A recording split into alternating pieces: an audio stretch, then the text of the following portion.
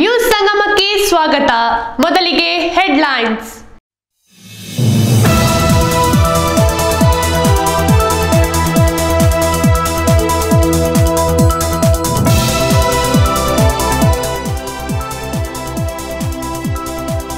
ಎತ್ತ ನೋಡಿದರೂ ಕಸದ ರಾಶಿಯ ಸಮಸ್ಯೆಯನ್ನು ಬಗೆಹರಿಸುವಲ್ಲಿ ವಿಫಲಗೊಂಡಿರುವ ಕೂಡುಮಂಗಳೂರು ಗ್ರಾಮ ಪಂಚಾಯಿತಿ ಅಧಿಕಾರಿಗಳು ಹಾಗೂ ಜನಪ್ರತಿನಿಧಿಗಳು. ಪ್ಲಾಸ್ಟಿಕ್ ಚೀಲ ತಿಂದು ಸಾಯುತ್ತಿರುವ ದನಕರುಗಳು.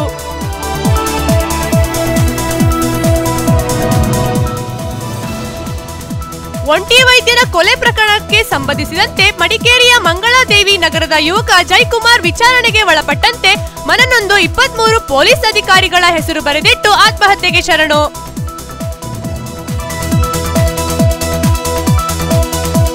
ಕರ್ನಾಟಕ ಕಾವಲು ಪಡೆ ವತಿಯಿಂದ 2019ನೇ ಸಾಲಿನ ನೂತನ ಕ್ಯಾಲೆಂಡರ್ ಬಿಡುಗಡೆ ಕಾರ್ಯಕ್ರಮ. ಮಾನವನ ಕ್ರಿಯಾ ಯೋಜನೆಗಳನ್ನು ರೂಪಿಸುವಲ್ಲಿ ಕ್ಯಾಲೆಂಡರ್ ಸಹಕಾರಿ ಎಂದ ವಕೀಲ ಆರ್.ಕೆ. ನಾಗೇಂದ್ರ ಬಾಬು.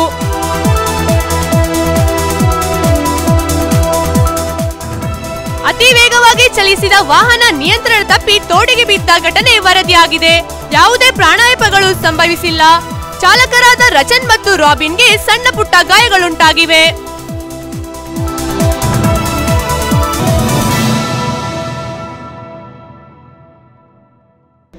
ಕುಶಾಲನಗರ ಸಮೀಪದ ಕೂಡುಮಂಗಳೂರು ಗ್ರಾಮ ಪಂಚಾಯಿತಿ ವ್ಯಾಪ್ತಿಯಲ್ಲಿ ಎತ್ತ ನೋಡಿದರೂ ಕಸದ ರಾಶಿಗಳ ಸಮಸ್ಯೆಗಳನ್ನು ಬಗೆಹರಿಸುವಲ್ಲಿ ಅಧಿಕಾರಿಗಳು ಹಾಗೂ ಜನಪ್ರತಿನಿಧಿಗಳು ವಿಫಲ. ಈ ಕುರಿತು ಒಂದು ವರದಿ. ಕುಶಾಲನಗರ ಸಮೀಪದ ಕೂಡುಮಂಗಳೂರು ಗ್ರಾಮ ಪಂಚಾಯಿತಿ ವ್ಯಾಪ್ತಿಗೆ ಸಂಬಂಧಿಸಿದಂತೆ ಎತ್ತ ನೋಡಿದರೂ ಕಸದ ರಾಶಿಯೇ ತುಂಬಿ ತುಳುಕುತ್ತಿದೆ. ಸಮಸ್ಯೆಗಳನ್ನು ಬಗೆಹರಿಸಬೇಕಾದ ಪಂಚಾಯಿತಿ ಅಧ್ಯಕ್ಷರು ಹಾಗೂ ಪಿಡಿಒ ಅಧಿಕಾರಿಗಳು ಏನು ಮಾಡುತ್ತಿದ್ದಾರೋ ಆ ಭಗವಂತನೇ ಬಲ್ಲ. ಪಂಚಾಯಿತಿಯ ಪಕ್ಕ ರಾಜ್ಯ ಹೆದ್ದಾರಿಯಲ್ಲಿ ಕಸದ ತೊಟ್ಟಿಗಳಿದ್ದರೂ ಸಹ ದಿನನಿತ್ಯ ಅಕ್ಕಪಕ್ಕದ ಅಂಗಡಿಗಳ ಮಾಲೀಕರು ತಮ್ಮ ಕಸವನ್ನು ತಂದು ರಸ್ತೆಯ ಪಕ್ಕದಲ್ಲೇ ಸುರಿದು ಹೋಗುತ್ತಿದ್ದಾರೆ. ಅದರಲ್ಲಿ ಪ್ಲಾಸ್ಟಿಕ್ ಚೀಲಗಳು, ಬ್ರ್ಯಾಂಡಿ ಬಾಟಲ್ಗಳು, ವೇಸ್ಟ್ ಬಟ್ಟೆಗಳನ್ನು ತಂದು ಸುರಿದು ಹೋಗುತ್ತಾರೆ.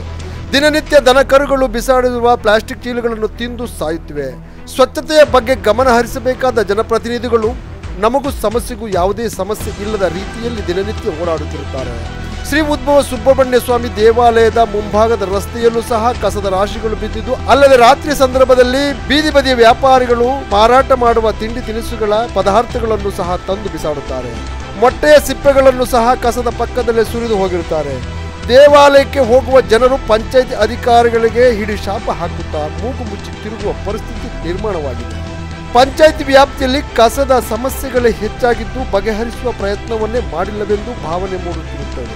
ಕುಂಭಕರ್ಣ ನಿದ್ರೆಯಲ್ಲಿರುವ ಅಧಿಕಾರಿಗಳು ಹಾಗೂ ಜನಪ್ರತಿನಿಧಿಗಳು ಸಾರ್ವಜನಿಕರು ಆಕ್ರೋಶ ವ್ಯಕ್ತಪಡಿಸುತ್ತಿದ್ದಾರೆ. ಮೊದಲೇ ರಸ್ತೆ ಬದಿಯಲ್ಲಿರುವ ಹಾಗೂ ಪಂಚಾಯಿತಿಯ ಪಕ್ಕದಲ್ಲಿರುವ ಕಸವನ್ನು ತೆಗೆಸುವ ಪ್ರಯತ್ನ ಮಾಡಬೇಕಾಗಿದೆ. ಇನ್ನಾದರೂ ಪಂಚಾಯಿತಿ ವ್ಯಾಪ್ತಿಯಲ್ಲಿರುವ ಕಸಗಳನ್ನು ತೆಗೆದುತ್ತಾರೆ ಕಾದು ನೋಡಬೇಕಾಗಿದೆ. News ಸಂಗಮಕ್ಕಾಗಿ HM. ರಘು, ಕುಶಾಲನಗರ. ಕೂಡುಮಂಗಳೂರು ಗ್ರಾಮ ಪಂಚಾಯಿತಿ ವ್ಯಾಪ್ತಿಯ ಕೂಡ್ಲೂರು ಗ್ರಾಮದ ಸರ್ಕಾರಿ ಮಾದರಿ ಪ್ರಾಥಮಿಕ ಶಾಲಾ ಮೈದಾನದಲ್ಲಿ ಗಿರೀಶ್ ಫ್ರೆಂಡ್ಸ್ ಯುವಕ ಸಂಘದ ವತಿಯಿಂದ 18 ವರ್ಷ ಒಳಪಟ್ಟ ಯುವಕರ ಕಬಡ್ಡಿ ಪಂದ್ಯಾವಳಿಯನ್ನು ಆಯೋಜನೆ ಮಾಡಲಾಗಿತ್ತು. ಕೂಡುಮಂಗಳೂರು ಗ್ರಾಮ ಪಂಚಾಯಿತಿ ವ್ಯಾಪ್ತಿಯ ಕೂಡ್ಲೂರು ಗ್ರಾಮದ ಸರ್ಕಾರಿ ಮಾದರಿ ಪ್ರಾಥಮಿಕ ಶಾಲಾ ಮೈದಾನದಲ್ಲಿ ಗಿರೀಶ್ ಫ್ರೆಂಡ್ಸ್ ಯುವಕ ಸಂಘದ ವತಿಯಿಂದ 18 ವರ್ಷದ ಒಳಪಟ್ಟು ಯುವಕರ ಕಬಡ್ಡಿ ಪಂದ್ಯಾವಳಿಯನ್ನು ಆಯೋಜನೆ ಮಾಡಲಾಗಿತ್ತು. ಕಬಡ್ಡಿ ಪಂದ್ಯಾವಳಿಗೆ ಶಾಲಾ ವಿದ್ಯಾರ್ಥಿಗಳು ಆಗಮಿಸಿ ತಮ್ಮ ಪ್ರತಿಭೆಯನ್ನು ಹೊರಹಾಕುವ ಪ್ರಯತ್ನದಲ್ಲಿ ಕಬಡ್ಡಿ ಪಂದ್ಯಾವಳಿಯಲ್ಲಿ ಭಾಗವಹಿಸಿದರು. ಸುಮಾರು 9 ತಂಡಗಳಾದ ಹೆಬ್ಬಾಲೆ, ಶಿರಂಗಾಲ, ಕೂಡಿಗೆ, ಬೈಲುಕೊಪ್ಪ, ಕೂಡ್ಲೂರು, ಸೂಳೆಕೋಟೆ ಹೀಗೆ ಮುಂತಾದ ಭಾಗಗಳಿಂದ ಕಬಡ್ಡಿ ತಂಡಗಳು ಪಾಲ್ಗೊಂಡಿದ್ದವು.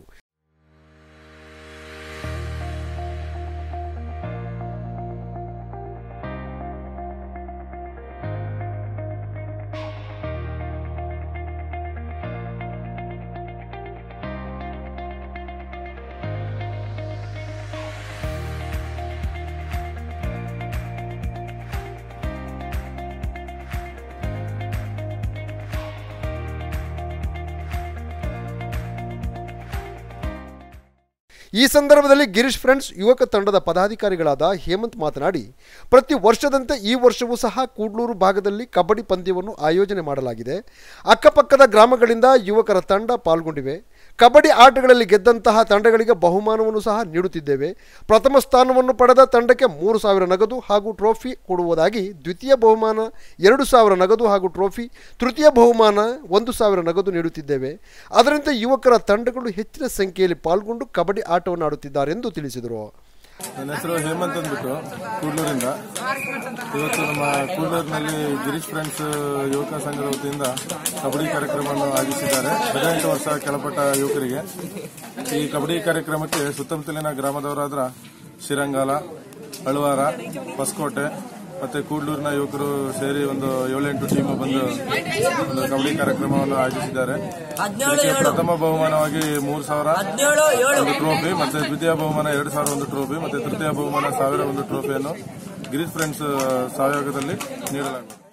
ಕಬಡ್ಡಿ ಆಟವು ಗ್ರಾಮೀಣ ಕ್ರೀಡೆಯಾಗಿದ್ದು ಇತ್ತೀಚಿನ ದಿನಗಳಲ್ಲಿ ಕ್ರೀಡೆಯ ಜೊತೆಯಲ್ಲೂ ಕಬಡ್ಡಿ ಆಟವನ್ನು ಸಹ ಆಯೋಜಿಸಿರುತ್ತಾರೆ. ಹೋಬಳಿ ಮಟ್ಟ, ತಾಲೂಕು ಮಟ್ಟ, ಜಿಲ್ಲಾ ಮಟ್ಟ, ಅಂತಾರಾಷ್ಟ್ರೀಯ ಮಟ್ಟದಲ್ಲೂ ಸಹ ಕಬಡ್ಡಿ ಪಂದ್ಯಾಟವು ಮುಂಚೂಣಿಯಲ್ಲಿದೆ. ನ್ಯೂಸ್ ಸಂಗಮಕ್ಕಾಗಿ ವಂಶಿ, ಕುಶಾಲನಗರ. ಬ್ರೇಕ್ ನಂತರ ನ್ಯೂಸ್ ಸಂಗಮ ಮುಂದುವರಿಯುವುದು.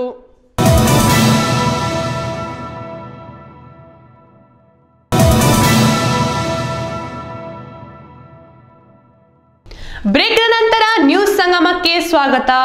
ವೈದ್ಯ ದಿಲೀಪ್ ಕುಮಾರ್ ನಿಗೂಢ ಕೊಲೆಯ ಬೆನ್ನಲ್ಲೇ ತನಿಖೆ ಕೈಗೊಂಡ ಪೊಲೀಸ್ ಅಧಿಕಾರಿಗಳ ಮೇಲೆ ಮಡಿಕೇರಿ ಪೊಲೀಸ್ ಠಾಣೆಯಲ್ಲಿ 23 ಪೊಲೀಸ್ ಅಧಿಕಾರಿ ಮತ್ತು ಸಿಬ್ಬಂದಿಗಳ ಮೇಲೆ ಪ್ರಕರಣ ದಾಖಲಾಗಿದೆ. ಈ ಕುರಿತು ಒಂದು ವಿಶೇಷ ವರದಿ. 1 ತಿಂಗಳ ಹಿಂದೆ ಕುಶಾಲನಗರದಲ್ಲಿ ಹರ್ಷ ಕ್ಲಿನಿಕ್ ಪ್ರಾರಂಭಿಸಿಕೊಂಡು ಸೇವೆ ಸಲ್ಲಿಸಿದ ಡಾಕ್ಟರ್ ದಿಲೀಪ್ ಎಂಬುವರನ್ನು ಆತನ ಮನೆಯಲ್ಲೇ ಉಸಿರುಗಟ್ಟಿಸಿ ಕೊಲೆ ಮಾಡಿರುವ ಶಂಕೆ ವ್ಯಕ್ತವಾಗಿತ್ತು. ವೈದ್ಯನ ಮನೆಯು ಮೈಸೂರು ಜಿಲ್ಲೆ ಪಿರಿಯಾಪಟ್ಟಣ ತಾಲೂಕಿನ ಕೊಪ್ಪ ಗ್ರಾಮದಲ್ಲಿದ್ದು ಏಕಾಂಗಿ ಜೀವನವನ್ನು ನಡೆಸಿಕೊಂಡು ಹೋಗುತ್ತಿದ್ದನು.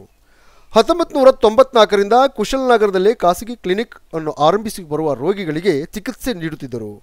ಈತ ಮೂಲತಃ ಚಿಕ್ಕಮಗಳೂರು ಜಿಲ್ಲೆಯವರಾಗಿದ್ದು ಸರ್ಕಾರಿ ವೈದ್ಯರಾಗಿ ಸೇವೆ ಸಲ್ಲುತ್ತಿದ್ದ ಸಂದರ್ಭದಲ್ಲಿ ತನ್ನ ಸರ್ಕಾರಿ ನೌಕರಿಯನ್ನು ತ್ಯಜಿಸಿ ಕುಶಾಲನಗರದ ಕಡೆ ಬಂದು ನೆಲೆಸಿರುತ್ತಾರೆ. ಡಿಸೆಂಬರ್ ತಿಂಗಳಾದ ದಿನಾಂಕ 8-12-2018ರಂದು ರಾತ್ರಿ ಸಂದರ್ಭದಲ್ಲಿ ದುಷ್ಕರ್ಮಿಗಳು ವೈದ್ಯರ ದಿಲೀಪನನ್ನು ಕಣ್ಣಿಗೆ ಖಾರದ ಪುಡಿ ಎರಚಿ ಕೈಕಾಲು ಕಟ್ಟಿ ಹಾಕಿ ಪ್ಲಾಸ್ಟಿಕ್ ಮೂಲಕ ಬಾಯಿ ಹಾಗೂ ಮೂಗನ್ನು ಬಿಗಿಯಾಗಿ ಮುಚ್ಚಿ ಕೊಲೆಗೈದಿದ್ದರು. ದಿನನಿತ್ಯ ಮನೆ ಕೆಲಸಕ್ಕೆ ಆಗಮಿಸುತ್ತಿದ್ದ ಮಹಿಳೆ ಎಂದಿನಂತೆ ಬೆಳಿಗ್ಗೆ 9-12-2018ರಂದು ಮನೆಯ ಬಾಗಿಲು ತೆಗೆದಿರುವುದನ್ನು ಕಂಡು ಒಳಭಾಗಕ್ಕೆ ಹೋದ ಸಂದರ್ಭದಲ್ಲಿ ವೈದ್ಯನ ಶವವನ್ನು ಕಂಡು ಗಾಬರಿಗೊಂಡಳು. ತಕ್ಷಣವೇ ಸಂಬಂಧಪಟ್ಟ ಸ್ಥಳೀಯ ಬೈಲುಕೊಪ್ಪ ಪೊಲೀಸ್ ಠಾಣೆಗೆ ವಿಷಯ ತಿಳಿಸುತ್ತಿದ್ದಂತೆ ಬೈಲುಕೊಪ್ಪ ಠಾಣಾಧಿಕಾರಿ ಸವಿ ಸ್ಥಳಕ್ಕೆ ಭೇಟಿ ನೀಡಿ ಹಿರಿಯ ಅಧಿಕಾರಿಗಳ ಗಮನಕ್ಕೆ ತರುತ್ತಿದ್ದಂತೆ ಪಿರಿಯಾಪಟ್ಟಣ ವೃತ್ತ ನಿರೀಕ್ಷಕರು, ಹುಣಸೂರು ಪೊಲೀಸ್ ಉಪ ಅಧೀಕ್ಷಕರು, ಮೈಸೂರು ಜಿಲ್ಲಾ ಪೊಲೀಸ್ ವರಿಷ್ಠಾಧಿಕಾರಿ ಮತ್ತು ಪೊಲೀಸ್ ಮಹಾನಿರ್ದೇಶಕರು ಡಾಗ್ ಸ್ಕ್ವಾಡ್ ಅನ್ನು ಹಾಗೂ ಬೆರಳಚ್ಚು ವಿಭಾಗದ ತಜ್ಞರು ಸ್ಥಳಕ್ಕೆ ಭೇಟಿ ನೀಡಿ ನಿಗೂಢ ಕೊಲೆಯ ಪ್ರಕರಣವನ್ನು ಭೇದಿಸುವ ಸಲುವಾಗಿ ವಿಶೇಷ ತಂಡಗಳನ್ನು ರಚಿಸಿದರು. ಪಿರಿಯಾಪಟ್ಟಣ ವೃತ್ತ ನಿರೀಕ್ಷಕ ನೇತೃತ್ವದಲ್ಲಿ ಬೆಟ್ಟದಪುರ ಪೊಲೀಸ್ ಠಾಣಾಧಿಕಾರಿ, ಬೈಲುಕೊಪ್ಪ ಠಾಣಾಧಿಕಾರಿ ಹಾಗೂ ಪೊಲೀಸ್ ಸಿಬ್ಬಂದಿಗಳು ಸೇರಿದಂತೆ ಕೊಲೆಯ ಪ್ರಕರಣವನ್ನು ಕೈಗೆತ್ತಿಕೊಂಡು ಆರೋಪಿಗಳ ಹುಡುಕಾಟದ ಪ್ರಯತ್ನದಲ್ಲಿ ಅನುಮಾನ ಪಡುವ ವ್ಯಕ್ತಿಗಳನ್ನು ಠಾಣೆಗೆ ಕರೆತಂದು ವಿಚಾರಣೆಗಳನ್ನು ಕೈಗೆತ್ತಿಕೊಂಡಿದ್ದರು.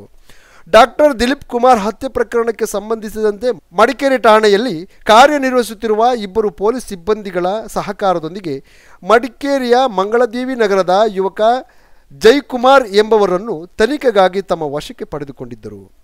ಜೊತೆಯಲ್ಲೇ ಆತನ ತಂದೆಯಾದ ಕೃಷ್ಣ ಎಂಬುವರನ್ನು ಸಹ ವಶಕ್ಕೆ ಪಡೆದುಕೊಂಡಿದ್ದರು. ಇವರ ವಿಚಾರಣೆಯ ಸಂದರ್ಭದಲ್ಲಿ ಮಾನಸಿಕ ಕಿರುಕುಳ ನೀಡಿರುವುದಾಗಿ ಆರೋಪಿಸಲಾಗಿದೆ. ಈ ಬೆನ್ನಲ್ಲೇ ಜೈಕುಮಾರ್ ಎಂಬುವನನ್ನು ಮನನೊಂದು ಪತ್ರವನ್ನು ಬರೆದಿಟ್ಟು ಆತ್ಮಹತ್ಯೆಯನ್ನು ಮಾಡಿಕೊಂಡಿರುತ್ತಾನೆ. ಈ ವಿಚಾರಕ್ಕೆ ಸಂಬಂಧಿಸಿದಂತೆ ಪೊಲೀಸ್ ಅಧಿಕಾರಿಗಳು ಹಾಗೂ ಸಿಬ್ಬಂದಿಗಳು ಸೇರಿದಂತೆ 23 ಮಂದಿ ಪೊಲೀಸರ ವಿರುದ್ಧ ಮಡಿಕೇರಿ ಪೊಲೀಸ್ ಠಾಣೆಯಲ್ಲಿ ಮೊಕದ್ದಮೆ ದಾಖಲಾಗಿದೆ. ಈ ವಿಚಾರಕ್ಕೆ ಸಂಬಂಧಿಸಿದಂತೆ ವಿವಿಧ ಸಂಘಟನೆಗಳಿಂದ ಪ್ರತಿಭಟನೆಯನ್ನು ಕೂಡ ಮಾಡಲಾಗಿತ್ತು. ನಂತರ ಅಧಿಕಾರಿಗಳು ಹಾಗೂ ಸಿಬ್ಬಂದಿಗಳ ಮೇಲೆ ಮೃತನ ಸೋದರ ಚಂದ್ರಕಾಂತ್ ಜಿಲ್ಲಾಧಿಕಾರಿಗೆ ಹಾಗೂ ಪೊಲೀಸ್ ವರಿಷ್ಠಾಧಿಕಾರಿಗಳಿಗೆ ತನಿಖೆಯ ಜೊತೆಗೆ ಪೊಲೀಸರ ಮೇಲೆ ಕ್ರಮಕ್ಕಾಗಿ ದೂರನ್ನು ಕೂಡ ನೀಡಿರುತ್ತಾರೆ. ಈ ಎಲ್ಲವನ್ನು ಗಮನದಲ್ಲಿರಿಸಿಕೊಂಡು ಮಡಿಕೇರಿಯ ಉಪವಿಭಾಗ ಪೊಲೀಸ್ ಉಪ ಅಧೀಕ್ಷಕರಾದ ಸುಂದರ್ರಾಜ್ ನೇತೃತ್ವದಲ್ಲಿ ತನಿಖೆಯನ್ನು ನಡೆಸಲಾಗುತ್ತಿದೆ. ಕೊಲೆಯ ಪ್ರಕರಣವನ್ನು ಭೇದಿಸುವ ಪ್ರಯತ್ನದಲ್ಲಿ ಪೊಲೀಸರು ತನಿಖೆಯನ್ನು ಕೈಗೊಂಡು ಅನುಮಾನ ಚಿತ್ತದಲ್ಲಿ ತನಿಖೆಗಳನ್ನು ನಡೆಸುತ್ತಿದ್ದರು. ವೈದ್ಯನ ಕೊಲೆಯ ಪ್ರಕರಣಕ್ಕೆ ಸಂಬಂಧಿಸಿದ ತನಿಖೆಯಲ್ಲಿ ಯುವಕ ಆತ್ಮಹತ್ಯೆ ಮಾಡಿಕೊಂಡಿರುವುದು ಸರಿಯಲ್ಲ. ತಪ್ಪು ಮಾಡದ ಮೇಲೆ ಹೆದರುವ ಪ್ರಸಂಗವಿರುವುದಿಲ್ಲ. ಕೊಲೆ ಮಾಡಿರುವ ವ್ಯಕ್ತಿ ಸಮಾಜದಲ್ಲೇ ಆರಾಮವಾಗಿ ಓಡಾಡಿರುತ್ತಾನೆ.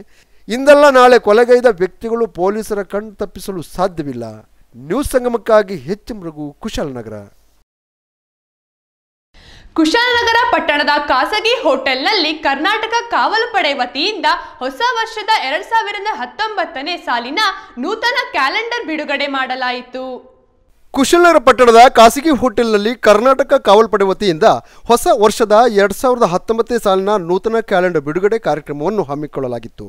ಕ್ಯಾಲೆಂಡರ್ ಬಿಡುಗಡೆಯನ್ನು ವಕೀಲರ ಸಂಘದ ಅಧ್ಯಕ್ಷರಾದ ಆರ್.ಕೆ. ನಾಗೇಂದ್ರ ಬಾಬುರವರು ಕ್ಯಾಲೆಂಡರ್ ಬಿಡುಗಡೆ ಮಾಡಿ ಮಾತನಾಡಿದ ಅವರು, ವರ್ಷದ ನಮ್ಮ ಕ್ರಿಯಾ ಯೋಜನೆಗಳನ್ನು ರೂಪಿಸುವ ನಿಟ್ಟಿನಲ್ಲಿ ಕ್ಯಾಲೆಂಡರ್ ಸಹಕಾರಿ, ಮನುಷ್ಯ ಯಾಂತ್ರಿಕ ಬದುಕಿನತ್ತ ವಾಲಿದ್ದಾನೆ. ಅದೇ ರೀತಿ ವ್ಯಾವಹಾರಿಕ ದೃಷ್ಟಿಯತ್ತಲೂ ನಮ್ಮ ಬದುಕು ಸಾಗುತ್ತಿದೆ. ಇಂಥ ಸಂದರ್ಭದಲ್ಲಿ ಕಾವಲು ಪಡೆ ಸಾಮಾಜಿಕ ಹೋರಾಟವನ್ನು ರೂಪಿಸುವ ನಿಟ್ಟಿನಲ್ಲಿ ಕಾರ್ಯನಿರ್ವಹಿಸುತ್ತಿದೆ ಎಂದು ಶ್ಲಾಘನೆ ವ್ಯಕ್ತಪಡಿಸಿದರು.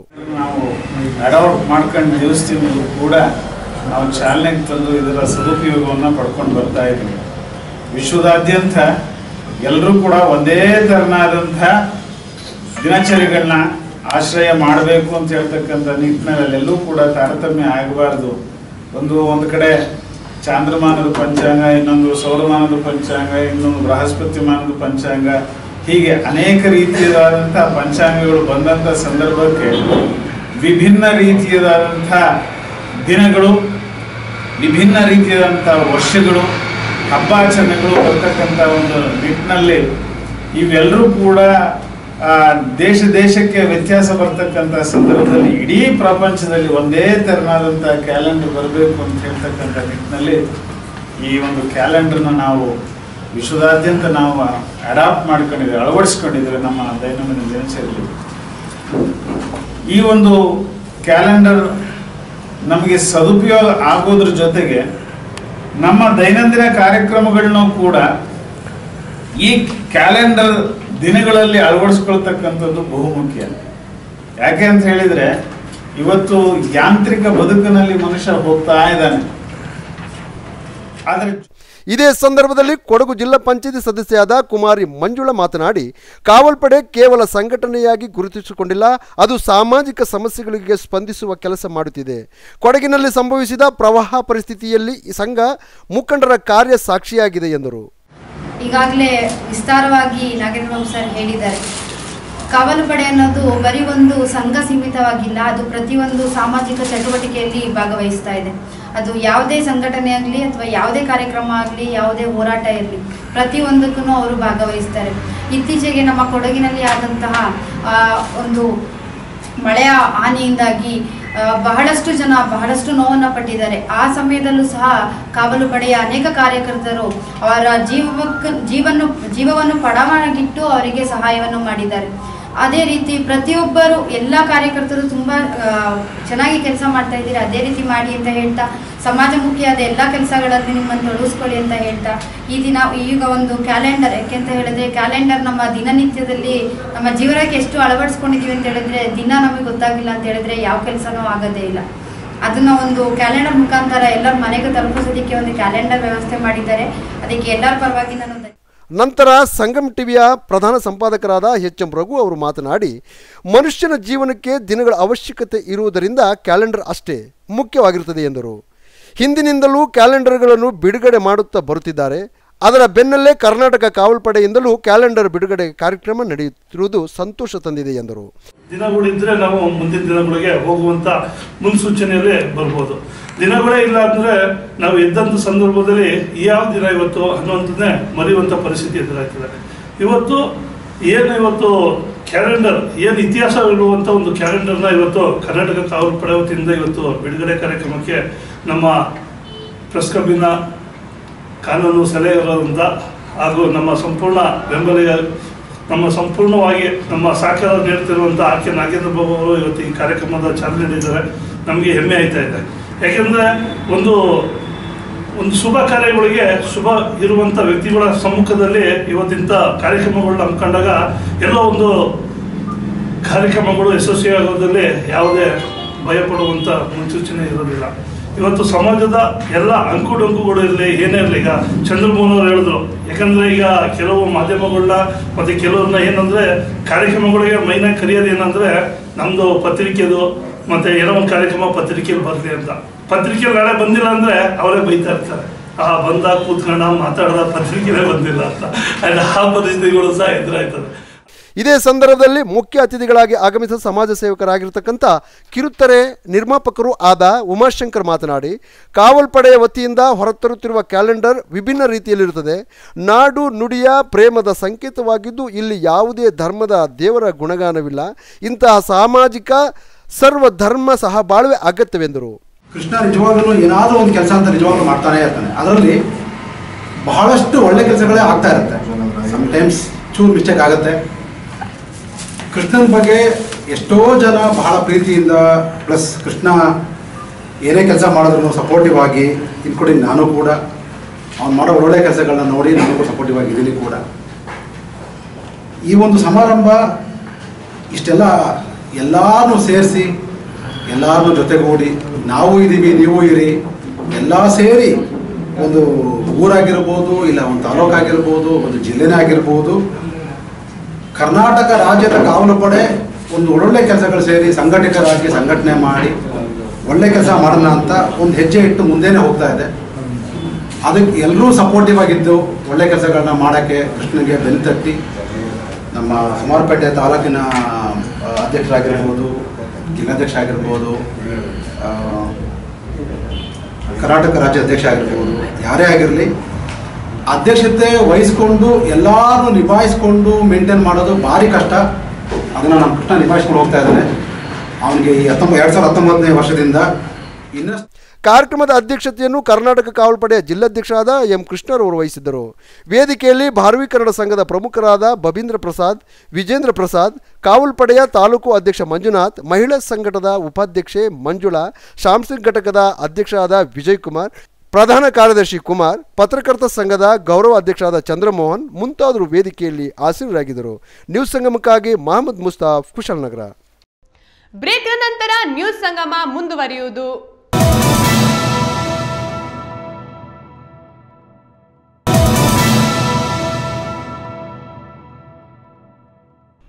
ಬ್ರೇಕ್ನ ನಂತರ ನ್ಯೂಸ್ ಸಂಗಮಕ್ಕೆ ಸ್ವಾಗತ.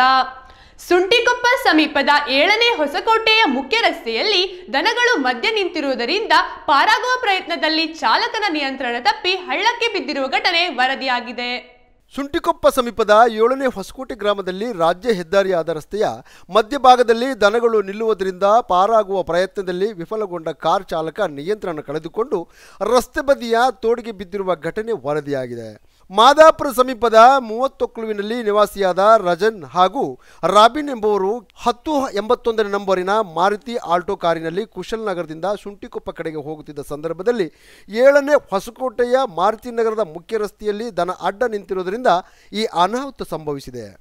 ಅದೃಷ್ಟವಶಾತ್ ಚಾಲಕ ರಚನ್ ಹಾಗೂ ರಾಬಿನ್ ಪ್ರಾಣಾಪಾಯದಿಂದ ಪಾರಾಗಿದ್ದು ಸಣ್ಣಪುಟ್ಟ ಗಾಯಗಳು ಸಂಭವಿಸಿದೆ.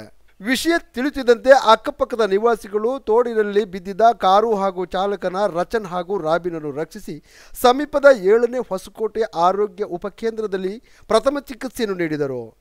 ಇತ್ತೀಚಿನ ದಿನಗಳಲ್ಲಿ ದಿನನಿತ್ಯ ಮಡಿಕೇರಿ ಹಾಗೂ ಕುಶಲನಗರ ಮಾರ್ಗದ ರಸ್ತೆಗಳಲ್ಲಿ ಅಪಘಾತಗಳು ಹೆಚ್ಚಾಗಿ ನಡೆಯುತ್ತಿದೆ.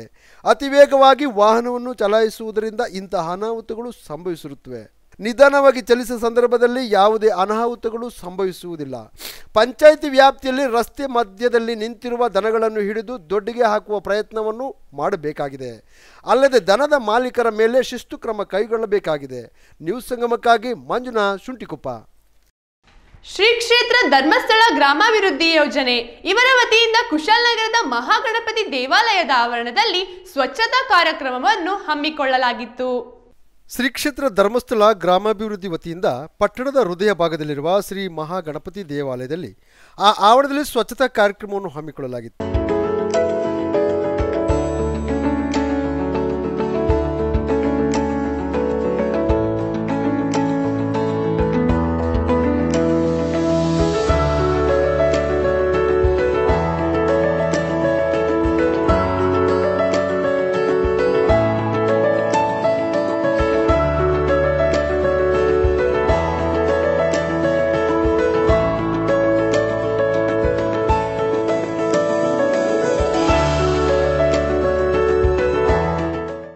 ಧರ್ಮಸ್ಥಳ ಕ್ಷೇತ್ರದ ಧರ್ಮಾಧಿಕಾರಿಯಾದ ಮಾನ್ಯ ವೀರೇಂದ್ರ ಹೆಗಡೆಯವರ ಮಾರ್ಗದರ್ಶನದಲ್ಲಿ ಹಿಂದೂಗಳ ದೇವಾಲಯವನ್ನು ಶುಚಿಯಾಗಿಟ್ಟುಕೊಳ್ಳುವ ಸಲುವಾಗಿ ಸಂಘ ಸಂಸ್ಥೆಗಳ ಮೂಲಕ ಚಾಲನೆ ನೀಡಿರುತ್ತಾರೆ. ಈ ಸಂದರ್ಭದಲ್ಲಿ ಧರ್ಮಸ್ಥಳ ಸಂಘದ ಮೇಲ್ವಿಚಾರಕರಾದ ಹರೀಶ್ ರವರು ಮಾತನಾಡಿ, ಈಗಾಗಲೇ ಕುಶಲನಗರ ಪಟ್ಟಣದ ಸುತ್ತಮುತ್ತಲಿರುವ ಅಯ್ಯಪ್ಪ ಸ್ವಾಮಿ ದೇವಾಲಯದಿಂದ ಚಾಲನೆ ನೀಡಿ ಕಾವೇರಿಯ ಸ್ವಚ್ಛತೆಯನ್ನು ಮಾಡಿರುತ್ತೇವೆ.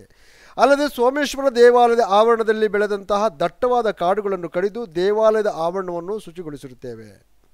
ಇದರ ಬೆನ್ನಲ್ಲೇ ಗಣಪತಿ ದೇವಾಲಯದ ಆವರಣವನ್ನು ಶುಚಿಗೊಳಿಸುವಲ್ಲಿ ಮುಂದಾಗಿದ್ದೇವೆಂದು ತಮ್ಮ ಮನದಾಳದ ಮಾತುಗಳನ್ನು ಆಡಿದರು.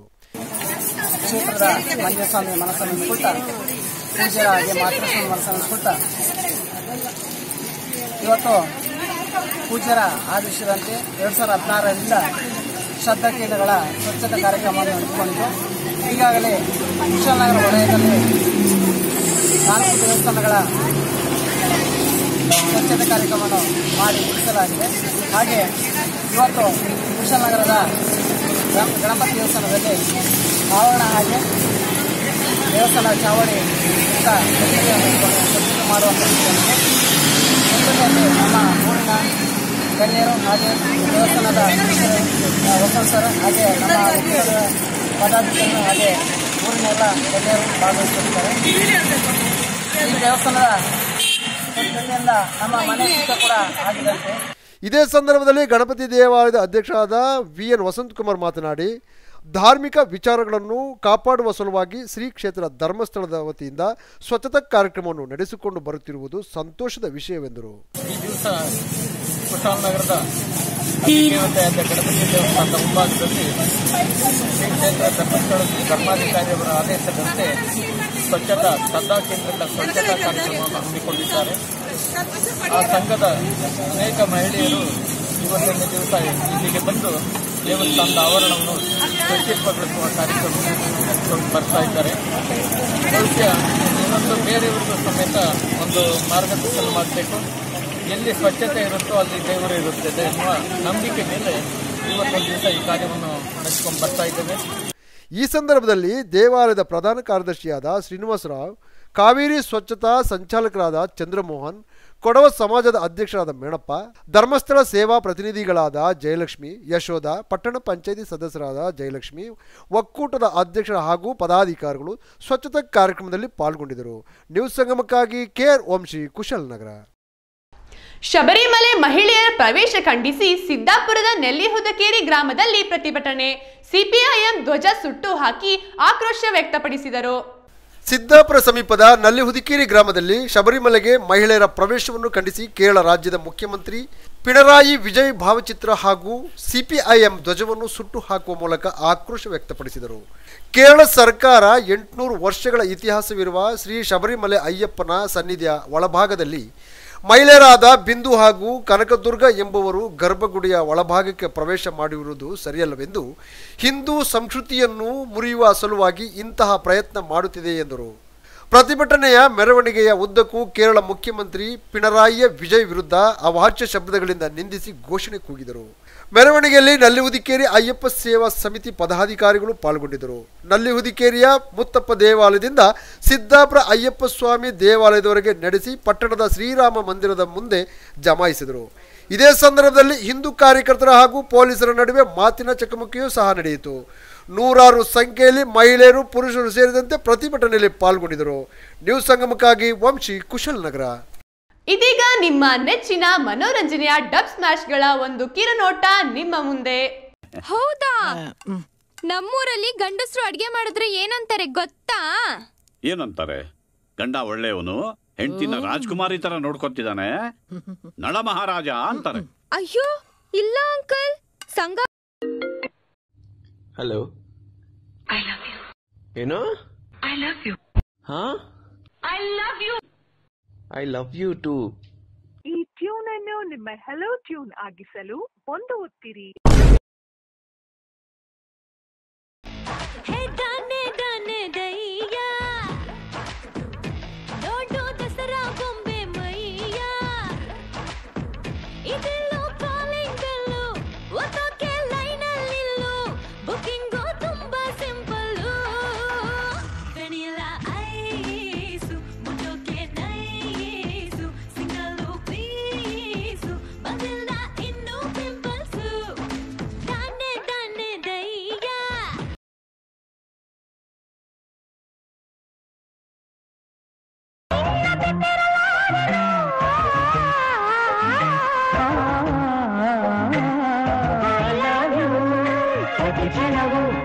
ಒಲವು ಪ್ರತಿ ಜನ್ಮಗಳು ಚೆಲುವೆ ನೀನು ನಕ್ಕರೆ ಮಡಿಲಲ್ಲಿ ಮಗುವಾದೆ ಉಸಿರಲ್ಲಿ ಉಸಿರಾದೆ ಪ್ರೇಮದ ಸೌರಭ ಚೆಲ್ಲುವ ಚಂದನ. ಕೊನೆಯಲ್ಲಿ ಮತ್ತೊಮ್ಮೆ ಹೆಡ್ಲೈನ್ಸ್.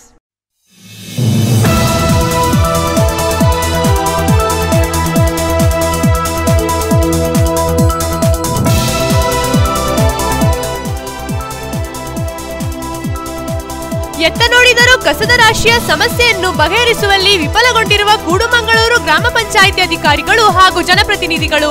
ಪ್ಲಾಸ್ಟಿಕ್ ಚೀಲ ತಿಂದು ಸಾಯುತ್ತಿರುವ ದನಕರುಗಳು.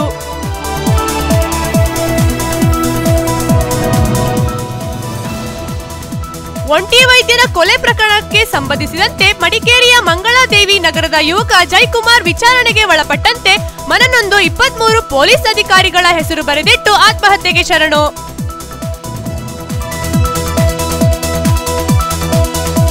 ಕರ್ನಾಟಕ ಕಾವಲು ಪಡೆ ವತಿಯಿಂದ 2019ನೇ ಸಾಲಿನ ನೂತನ ಕ್ಯಾಲೆಂಡರ್ ಬಿಡುಗಡೆ ಕಾರ್ಯಕ್ರಮ. ಮಾನವನ ಕ್ರಿಯಾ ಯೋಜನೆಗಳನ್ನು ರೂಪಿಸುವಲ್ಲಿ ಕ್ಯಾಲೆಂಡರ್ ಸಹಕಾರಿ ಎಂದ ವಕೀಲ RK ನಾಗೇಂದ್ರ ಬಾಬು.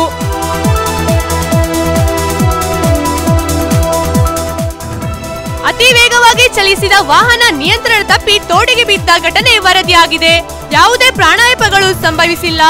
ಚಾಲಕರಾದ ರಚನ್ ಮತ್ತು ರಾಬಿನ್ಗೆ ಸಣ್ಣ ಪುಟ್ಟ ಗಾಯಗಳುಂಟಾಗಿವೆ.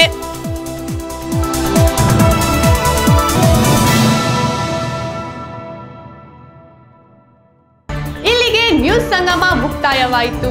ಸುದ್ದಿ, ಮಾಹಿತಿ, ಮನೋರಂಜನೆಗಾಗಿ ನೋಡ್ತಾ ಇರಿ ಸಂಗಮ ಟಿವಿ. ವಂದನೆಗಳೊಂದಿಗೆ ಲಾವಣ್ಯ ಗೌಡ.